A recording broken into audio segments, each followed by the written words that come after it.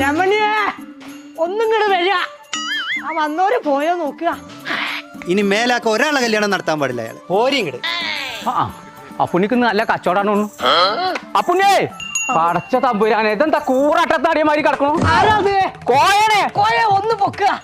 പെട്ടെന്ന് പൊക്കുക. അതിന് എവിടെ ഇതിന്റെ മുന്നും മൂടേതാന്ന് അറിയണ്ടേ?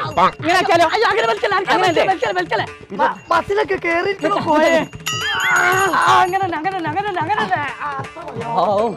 അങ്ങനെ പോയോ അപ്പുണ്ണിയെ? ഇവിടെ ഉണ്ടോ? അതിന്റെ മുന്നില പോയോ? ഒരു കൂട്ടം ആൾക്കാരാണ് പോയി. ഇന്ന് നല്ല കച്ചവടല്ലേ? അത് പറയാണ്ടിരിക്കാ നല്ലത് കോയെ.